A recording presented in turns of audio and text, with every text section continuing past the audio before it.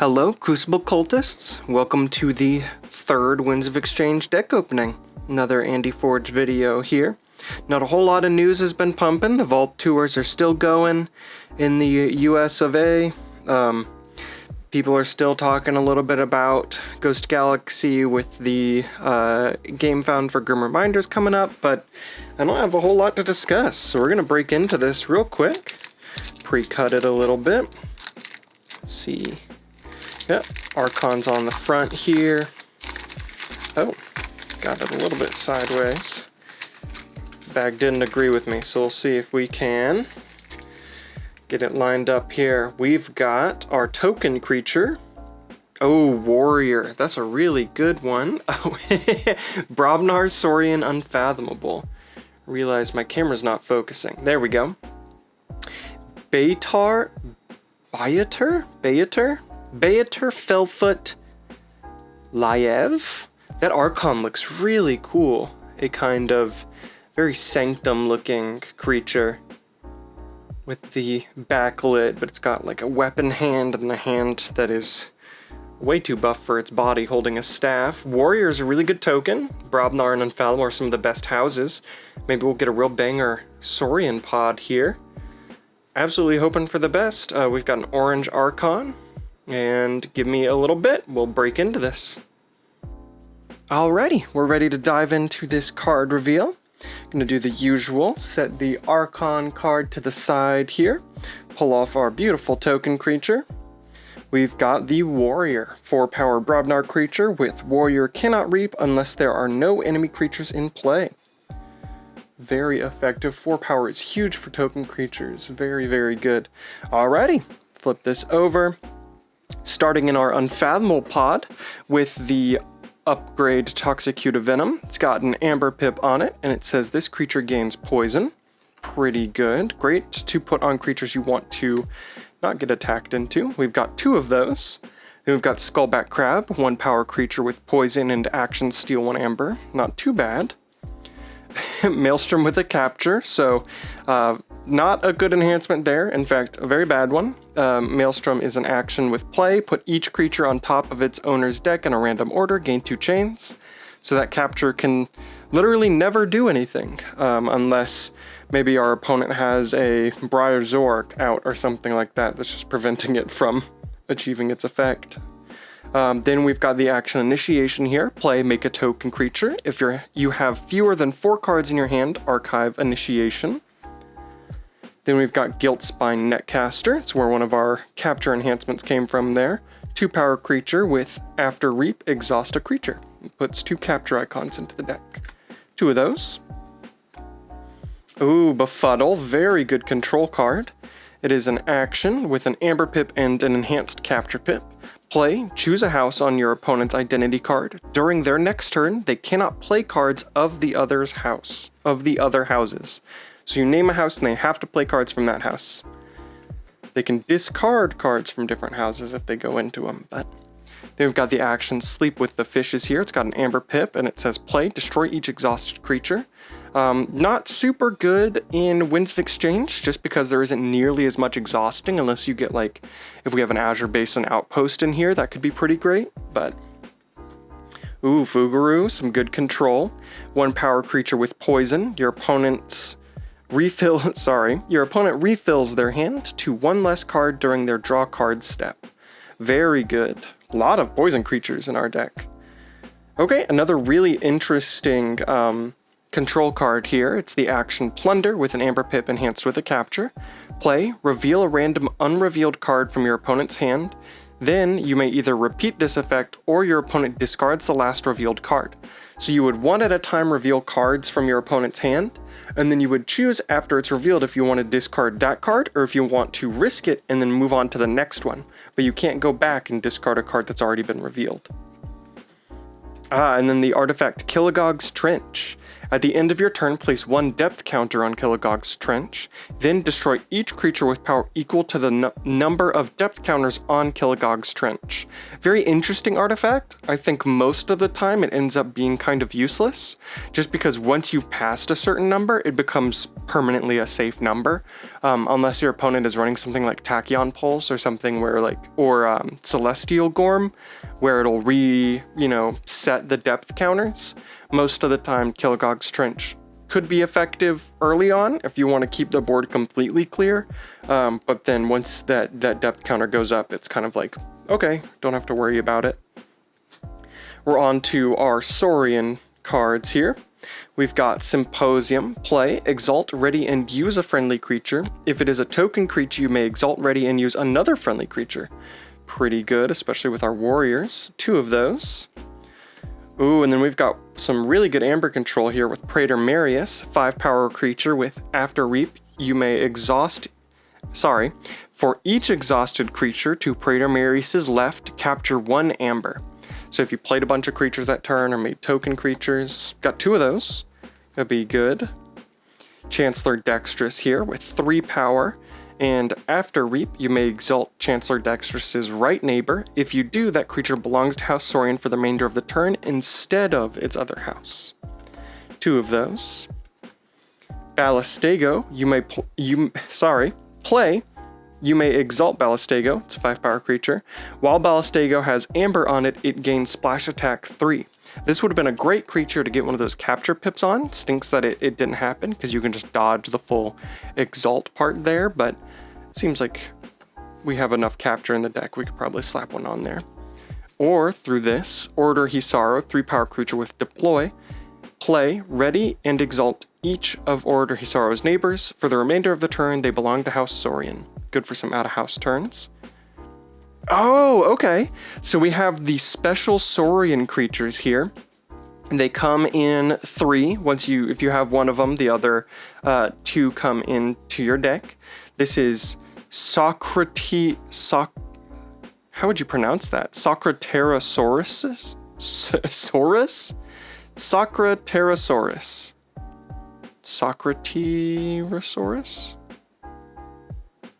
I don't know how you would do the middle one if it's more dinosaur or more philosopher, but it's got a capture pip. 5 power creature with After Reap, draw 1 card. You may put a wisdom counter on Plato-Pelta. So they're all based around Greek or Roman, Greco-Roman philosophers, Socrates, Plato, and Aristotle, I believe. And they all play into each other with these wisdom counters that can build up into some pretty powerful effects. Yep, there's the other one. So this is Plato-Pelta, which was mentioned on the Socraterosaurus 5 power creature with After Reap. If Plato-Pelta has a wisdom counter on it, draw 1 card, archive 1 card, and you may put a wisdom counter on Aristotle Mimas. Otherwise, archive 1 card. And it looks like they're kind of teaching each other. So Socraterosaurus is saying something to Plato-Pelta. Plato-Pelta is recording it. Plato-Pelta is reading it off to Aristotle Mimas there in the background. And so, we'll see Aristotle Mimas in a second, I guess. We've got Patronage here. It's an action. Play. Move half the amber from a creature to your pool, rounding up. Move the remaining amber from that creature to your opponent's pool. That's actually awesome, especially if we can get that off on, oh no, I just forgot its name. Hang on. We'll look at it, because I don't think I'm going to remember it very quickly. Praetor Marius, there we go. If we can capture a bunch of our opponent's amber onto Praetor Marius, and then just split it and be like, oh, I'll take half, but you get it back. It's great, because it's just stealing. Here we are. So here's Aristotle Mimas after getting that wisdom from Plato-Pelta. 5 power creature with After Reap. If Aristotle Mimas has a wisdom counter on it, draw 1 card, archive 1 card, and play a card from your archives. Otherwise, you may play a card from your archives. Okay, so if this one doesn't have a wisdom counter on it, did the other one have otherwise? Otherwise, archive a card. Okay, awesome. So they do have effects if they don't have wisdom counters, which isn't bad. But if they do have wisdom counters, you get to do the previous effects as well. It's like they're passing the effects on to each other. It's very, very interesting. I think that combo is hard to pull off because obviously they enter exhausted, and board wipes are going to be so common in Winds of Exchange, especially if you're playing against somebody who knows that you're bringing Winds of Exchange, they won't stick to the board very long. But if you can get all 3 of them out in one turn, and then next turn, reap with all 3 of them, you can get some real efficiency out of it. We're into our Brobnar here with a fantastic creature. 3 power, this is Shock Herder with deploy and play, ready and fight with a neighboring creature. Fantastic. Love ready effects. 2 Shock Herders, that's good. Ragnarok Prep, one of my favorite token makers from Brobnar. You play, make a token, it's an action. Then if you control more creatures than your opponent loses 2 amber. Good amber control, especially when you want a big board. Then we've got Fresh Marks here. It's got an amber pip, play, destroy a friendly creature. If you do, exalt 3 enemy creatures. A very, very Brobnar card, especially if you're going into a turn where you're like, yeah, I want to fight like crazy this turn. I mean, it's good to just pop one of your own creatures and get a bunch of extra amber out of it. Brick Nasty, very good. 5 power creature that says after another friendly Brobnar creature fights, gain 1 amber. He's awesome, especially with those Shock Herders. It's likely that we can get that effect off as soon as he hits the field. Heb the Huge, or Hebe the Huge, I think is how it's supposed to be pronounced, but I kind of prefer Heb. Hebe the Huge is a 6 power creature with play. Deal 2 damage to each other undamaged creature. I'm actually beginning to really, really like Hebe the Huge. It was already a pretty decent effect in the previous sets, but I think with the way that WoE works and how you're kind of flooding the board with like low power creatures thanks to token creatures, it can become super effective, especially in the right deck. So like in this deck it's fine because Warrior is 4 power, so if Warrior takes 2 damage it's kind of like whatever, they're meant to fight anyways. But also it can just fill up your opponent's board with damaged creatures, get them easier to fight down if they don't just die from the effect. He's become pretty decent against mass mutations. Oh, here we go. So we've got Flamethrower, action, deal 1 damage to a creature with 1 splash. You'd want to do that after Hebe the Huge. Ooh, Feats of Strength, a great Brobnar token maker. It's an action with an amber pip. It says play for the remainder of the turn. Each time an enemy creature is destroyed in a fight, make a token creature. Ooh, Crim Torchtooth, the just better version of Narp essentially, with the affecting his own neighbors. A 7 power creature with splash attack 4, and after fight enrage each of Crim Torchtooth's neighbors. Ooh, and then we have the Brobnar Outpost. So it's an artifact with an amber pip. An action, put a friendly creature on the bottom of its owner's deck. If you do, deal 6 damage to an enemy creature. Very good. Oh, and then another great token maker here with Brawl In. Action, play, make 2 token creatures and enrage them. Very, very cool. Oh, it's actually got some flavor text from Old Bruno, one of the Shadows, one of the members of the Shadow Council, the leaders of Shadows. I knew I had the Giants cards beat, so I went all in. Unfortunately, he went Brawl In, and I'm the one that took the beating. You're playing a game of cards, and the Brobnar people didn't take kindly to losing to Old Bruno. Then we've got Looter Goblin. Looks like that's our last Brobnar card. 2 power creature with elusive, and after reap for the remainder of the turn, gain 1 amber after an enemy creature is destroyed. It's a great combo with Brick Nasty, especially with our Warrior token creature and the Shock Herders. If we can get like Brawl In and then Brick Nasty in hand, have Looter Goblin already on the board, we could go ahead and... Does Brawl In put them in ready? No, they're just enraged, but then we could Shock Herder them. So we have some Shock Herders in hand as well. There's some good amber generation that would come from board wiping there. Very, very cool stuff. Okay. Nothing super crazy from this deck, but definitely some exciting stuff. Brobnar and Unfathomable are just great houses in this set, and I think I really, really love the like special combo from Saurian. It's not the best because it takes a while for it to actually result in anything with any benefits, but I just think it's so cool, and the fact that it resolves around, like the philosophers and stuff is really, really fun. But give me 1 second, I will separate this out into piles and we'll do the breakdown. Be right back. Okay, we're back now with the card breakdown. We've got everything separated into our usual piles. There's our token on full display, the Warrior there. Our Amber Control, Expected Amber, Artifact Control, and Creature Control. And then our pile for miscellaneous token makers that didn't fit into, either of these groups. And we'll go ahead and start breaking it down. there is our SAS score. We're looking at 62. It's got a lot of anti-synergy, which most of that comes from our creature control. I'll talk about that in a second. And then we've got -4 meta because of our amber control, which you'll end up seeing. Because of that Saurian, our amber control actually got taken down a lot because it exalts like crazy, and it doesn't have a great way to take advantage of that exalting in any like meaningful way. So it ends up giving our opponent a decent amount of amber. So our amber control is kind of low. You would have to get a really good patronage play with Praetor Marius in this deck, I think, to make a meaningful impact on your opponent's amber. The anti-synergy that we're talking about, that's stuff like Hebe the Huge, or Maelstrom, or Killigog's Trench. Those are like the main three. Hebe the Huge actually kills all of our unfathomable creatures. We've got 1, 2, 3, 4 unfathomable creatures, and it's 1 power, 2 power, 2 power, and 1 power. So Hebe the Huge would kill all of them. And then there are a couple other creatures. We've got Looter Goblin who would get killed, and a couple other, or actually that's all of our Brobnar creatures. So Looter Goblin gets killed. And then Killigog's Trench, having low to medium power creatures, actually makes it pretty bad too, just because that's when it's most effective. So we've got a lot of low to medium power creatures that would be the most affected by Killigog's Trench. It prevents us from building a board state, which makes it difficult to set up things like Ragnarok Prep, the card that'll be one of our more important amber control cards and stuff like that. So that's where the anti-synergy comes from. There is our extras and counts.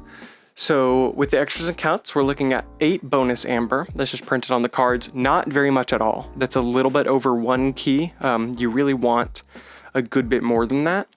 And then our actions, we have 12 actions, which is a little bit below average. 19 creatures, which is a little bit above average. 3 artifacts, about average. 2 upgrades with the Tuxedo Venoms.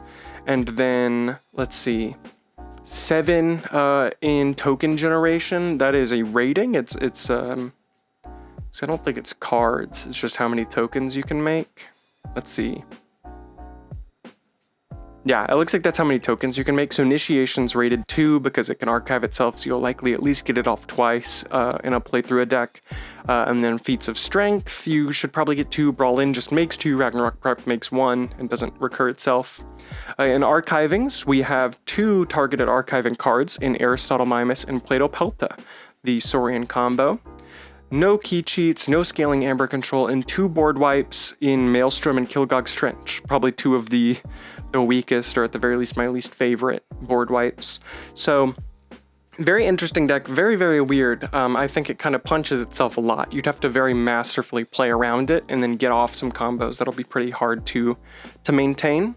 But if you really know what you're looking for with that Plunder and that Befuddle, and you can get off the Plato Pelta, Aristotle Mimus, Socraterosaurus combo like once or twice, I think that could really help kind of spiral into a winning condition, and then just finishing it off with destroying the board state with Brobnar and getting amber from that. But it certainly wouldn't be an easy win, but it is certainly possible, especially with Winds of Exchange just being able to make 4 power warriors. If I can get the absolute most out of my tokens, I can get a lot of value out of it anyhow. But yeah, let's get that out of here. And there is our amber and control section. We'll start digging into the cards here in a second, but we've got a 1.7 in amber control. That is after they've reduced it because of our Saurian exalting. So obviously it was higher than that because of our capturing and stuff, and then it was reduced by Saurian. 23 in expected amber, which is really high. We have some great ways to make amber. It's just unfortunately those ways often result in our opponent getting amber somehow.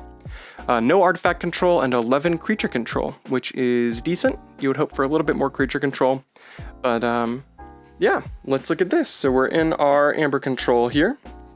If I don't just throw the cards around. Skullback Crab for the action steal 1. One of our lowest, definitely because it's a 2-turn setup. It doesn't enter ready. To my knowledge, there isn't a way to force it into play ready. So you would have to go back to it on an unfathomable turn, hope it's still alive at 1 power, and then steal 1.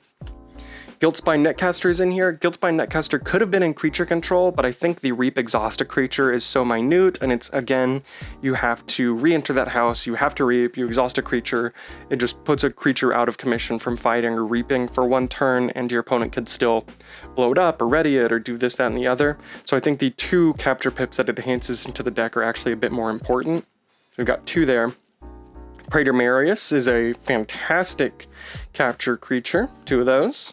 That's going to be our big plays are going to revolve around Praetor Marius. You have to hope you can keep them alive. Then we've got Ragnarok Prep here with the lose 2 Amber, and then Patronage, which would combo into that Praetor Marius to actually take care of a decent amount of Amber. With token making, I think Praetor Marius is such a good and interesting Saurian creature. Really glad they made it. Expected Amber at the bottom here, we've got Chancellor Dexterous, just because you can theoretically reap with a creature out of house by exalting it. So if I exalt one of my unfathomable creatures, I can reap with it the very next turn. Or I could action steal if it is the Skullback Crab, but again, that's at the cost of exalting. So then we've got Looter Goblin here with the After Reap effect. Again, another one that you would have to go ahead and have out on the board, unless I can take care of the opponent board beforehand, and then I can Shock Herder to reap. The only problem is that then the opponent has no creatures, so the effect wouldn't necessarily matter. But a little bit of setup, but some big dividends if you can get it to work. Symposium, Exalt, Ready, and Use. The thing about Symposium is weird, is that the idea of it being in here is that you're readying and using a creature, so even if you do it just to a normal creature to reap with it, you are gaining Amber, but since it typically wants to go to a token creature, then go to us, or go to like a non-token creature, it stinks, because our token creature is meant to fight. They're there to fight, they cannot reap until you have fought off the creatures or destroyed the enemy creatures on the board. So if our opponent is playing some Mass Mutations Flood, or like Grunt Flood, or just kind of anything that builds a huge board state over and over again, this won't be super helpful for generating Amber. We would probably just flat out use it on a non-token creature and then not get its double effect. But you're exalting, so you're giving that to your opponent. First Marks is just great. You destroy a creature, you exalt 3 enemy creatures. Since we have a mediocre creature control in this deck outside of just Warrior being able to fight off the board state, I think it will be pretty easy to get all 3. And then hopefully we can Brick Nasty, Brawl In, Shock Herder, Looter Goblin. In the perfect world, we can generate a lot of Amber in one Brobnar turn. Order Hisaro by the fact that it readies creatures, but again, more Saurian exalting. And then Brick Nasty being one of just the best Brobnar cards in this entire set, turning your fighting and your creature control into Amber gain. It is the epitome of what KeyForge is about, and I think Brobnar fans who were really sore about Worlds Collide are super happy with Brick Nasty. We've got no artifact control. So now we're diving straight into our creature control. We've got the Toxicutive Venoms for the poison.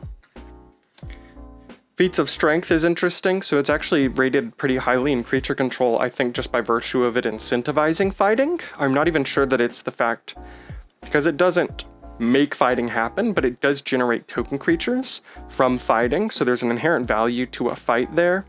You have to destroy the enemy creature, obviously, but even if your creature dies, you make a token creature. So I think it at the very least, it incentivizes it, so it's put into creature control. Sleep with the Fishes, we have no way to exhaust our opponent's creatures, so we just have to hope they do that. Or if we can get them to make token creatures out of turn, we fight into like a Kamalani with a Guiltspine with Toxicutive Venom on it, or something like that. And then it makes 2 token creatures. We could do this to destroy those, or if we can like pop a Katarina the Summoner and have it summon a bunch of token creatures exhausted, we could use this to just boom, they're gone. Ballisteo with the 3 splash. Flamethrower with the 1/1 splash. Repeatable, great Brobnar card. Kelgog's Trench exists, already talked about it in length earlier. Shock Herder, phenomenal Brobnar card, ready and fight. Broken Axe Outpost for 6 whole damage. Brognak's Outpost is also just such a good card for dealing with a lot of board state problems that you'll encounter from Unfathomable in this set. Stuff like Bryozoark, stuff like, oh goodness. There are just so many, Tamodi the Damned, Fathom Reaver. I mean, there are cards that will exist in a board state where you want a like predetermined answer to it. So having an artifact in play that you can action to just boom 6 damage is so good because you don't have to worry about playing stuff from your hand other than maybe you need to play a creature, but we've got above average creatures and you want to make creatures in decks, especially in WoE decks. So I think Broken Axe Outpost will probably, I mean, depending on the deck that you're against, be very, very important. If it's a Bryozoark deck, Broken Axe Outpost is going to be insanely important. It's also really good against the Chosen One, just to go ahead and pop 6 damage down on it, so that hopefully if you end with 3 creatures, they get exhausted once, the Chosen One dies. Heeb the Huge, land a bunch of damage on stuff. Great in combo with Broken Axe Outpost. If we want to cycle Heeb the Huge, we can Heeb the Huge, 2 damage to all of our opponents, Broken Axe, 6 damage, Heeb the Huge on the bottom of our deck, and he'll show up again later. Maelstrom, again, I mean, decent creature control, but it's 2-sided, you gain 2 chains, and it made my capture icon useless. I think Maelstrom in certain decks and certain sets is really, really good. Maelstrom in Dark Tidings is actually phenomenal, just because if you can get it in a deck with a strong Untamed that like gives you a bunch of amber, just doesn't leave a heavy board state, playing Maelstrom can be very one-sided against your opponent. The 2 chains are worth it. But I think in WoE, because you are inherently going to build a board thanks to token creatures, it's become a much less significant creature control card. And then Crim Torchtooth, 7 power with 4 splash. It is just so valuable, so valuable. 4 splash is just huge. 3 splash is big, but it's going to just skirt under a lot of really high value targets like Fathom Reaver, like Tamodi, like I'm sure a million other creatures. Plus, I mean, it sets up great into our Flamethrower if there are 5 power creatures that we need to worry about, like any of Bracken, a lot of the Saurian creatures. Crim Torchtooth is just actually such a very, very good card, especially if you're doing it into Shockherder, because you Shockherder, you ready, you fight, your Shockherder's enraged, but your Shockherder's done what it needs to do. It's a 3 power creature. Ideally, you want your Shockherder to die so you can cycle it back into your deck and get that play effect again soon. So the fact that it's enraged is fine, especially if you can fight off the board and then reap with it as it's enraged anyways. I think Crim Torchtooth is actually a really, really good card, especially since there are so many reasons that like creature control through the form of a creature in play is so important. With certain cards, mainly Bryozoark, that's the main one that everybody's going to think about, but I mean, if you can think of stuff like Encounter Suit, stuff just like big creatures that can fight early, can fight good, can deal with a board state, I think sometimes can be overlooked or a little bit undervalued, despite how much they can really do to help you establish a winning position. That was our creature control. We're into our token creatures now, or token creation that didn't fall into any of the previous groups. We've got Brawlin, makes two warriors and rages them, and Initiation, repeatable if we have 4 or less cards, which I think is easy. We don't have any draw pips. There aren't any cards that we would like really super need to hold in Unfathomable. So I mean, ideally we get a Befuddle off, we discard Maelstrom, or I mean, if the board's empty, we play out Maelstrom, and then we play out like Plunder and stuff, and then we can get to Initiation. I think most of the time Initiation will be archived. But there are times when you're playing stuff like that where you have to think of the value of a token creature in the present versus the value of holding a token creature in the future and archiving it. I think Initiation sometimes will be worth playing even if it discards. But that's everything. We'll set this stuff aside. We've got one more section to look at, and that is... get rid of our Amber Control. There we go. It's our speed and board. So the speed is funny. We have a -2 from our Maelstrom. I think that won't matter a whole lot. I don't think Maelstrom gets played a whole lot in this deck, but the efficiency comes a lot from Plato-Pelta, Aristotle Mimus, and Sacroterosaurus, however you want to say it. Plato Pelta actually gives way more efficiency than the others. Plato Pelta was the one that says if it has wisdom, draw a card, archive a card, and put a wisdom counter on it on thing. Let's see. Yeah, Pterosaurus is draw a card. Plato Pelta with a wisdom is draw and archive. Otherwise, it's just archive. So I guess the archiving is more sought after than drawing there, which makes sense. There's a lot more value in holding a specific card that you've made a choice off of rather than drawing a random card that might not be within your house. Our board is pretty big. It's average size. It looks like it got knocked down a good bit by like Maelstrom, Kilgog's Trench, Fresh Marks, Broken Axe, putting a creature on the bottom of our deck. But we've got Crim Torchtooth, a lot of 5-power creatures. Warriors added a lot to our board. Only recursion we have is Broken Axe Outpost, makes sense. Creature protection through Toxicute Venom. I think, unfortunately, Toxicute Venom won't be doing a whole lot of creature protecting. Something that we would want to protect is like Fuguru or maybe Skullback Crab, but they come with poison as a protection. So I think maybe we slap Toxicute Venom on like Looter Goblin. So if someone gets through the elusive, they also have to kill a creature into it. Or Brick Nasty could be good. Or anything with Splash. If you put it on Crim Torchtooth, then all of a sudden, even if it's hitting giant, creatures, the full of the damage is just destroying everything. I guess it also could go on our Philosophers, so scratch that. The Toxicute Venom could protect a lot of stuff just out of house. Disruption, we've got a decent number, all in Unfathomable. It's Befuddle, Maelstrom, Plunder, and Fuguru. Makes sense. And then our other section, which I will probably never fully understand what it means by other, but we've got a Plunder is in here and Brawl In is in here. Brawl In is negative for some reason. It is taking away from our other by 0.01. So, there you have it. Awesome, okay, I'll get that off the board. Thank you guys so much for watching. I hope you guys enjoyed this deck opening. I'm hoping we can crack open a banger here soon in the Winds of Exchange decks. I've just seen some crazy stuff, and I'm hankering for a good Alliance pot. I've been playing a lot of Alliance. I've got so many thoughts about it. I'm super excited to get into like competitive big. I want to hopefully make it to a couple Vault Tours next year. So I'm kind of amping myself up, getting ready. I want to get into Grim Reminders when it launches. I think that'll be a good set for competitive just because the utilization of the discard pile sounds pretty interesting. But thank you guys for sitting all the way to the end. I hope you guys have a great rest of your day. If you're loving the content, let me know in the comments. And remember, the most important part of KeyForge is the person sitting across the table. Have a good one.